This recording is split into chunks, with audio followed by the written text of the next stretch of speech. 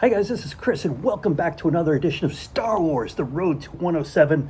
I've been chronicling my journey to get all 107 vintage Star Wars comic books released by Marvel starting back in 1977 in a CGC 9.8 white pages. This is a project that I started almost 4 years ago, and I'm really close to being finished. I've got about 5 more books to go to finish the run.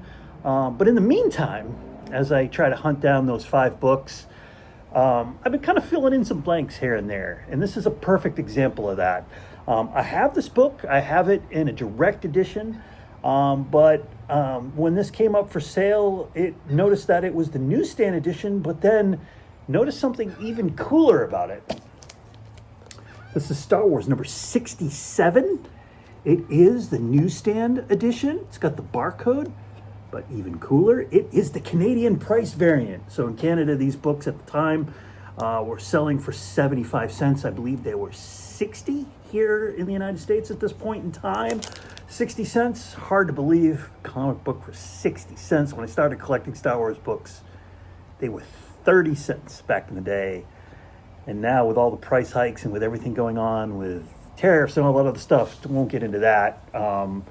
Who knows what they're going to cost from this point on, although, that's a story for another day. But anyway, 75 cent Canadian price variant, very cool. Again, it's just a plate change, but otherwise, I think it's kind of neat being able to find these kind of variants. I really am not going to go out of my way to collect all of these, but I just thought it was neat because I had the direct. I'm like, oh, wow, that's cool. It looks like it's really good. Ooh, it's a 75 cent price variant.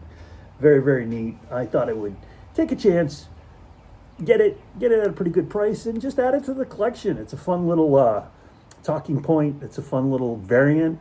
You know, there's so many modern variants nowadays that back in the day there weren't that many. You basically had newsstand and direct and Mark Jewelers and the Canadian price variants. So not to mention just to mention a few, but nowadays it seems like there's a variant for just about every comic book ever created. So, but back in the day, that was pretty much it. So just a fun little addition to add to the road to 107. Just one of those things that you just kind of have to, you don't have to get it, but it's kind of neat to add to the run. Kind of show a different style of book. But that's it for today, guys. One more on the road to 107. Hope you're doing well, staying safe. Have a great day.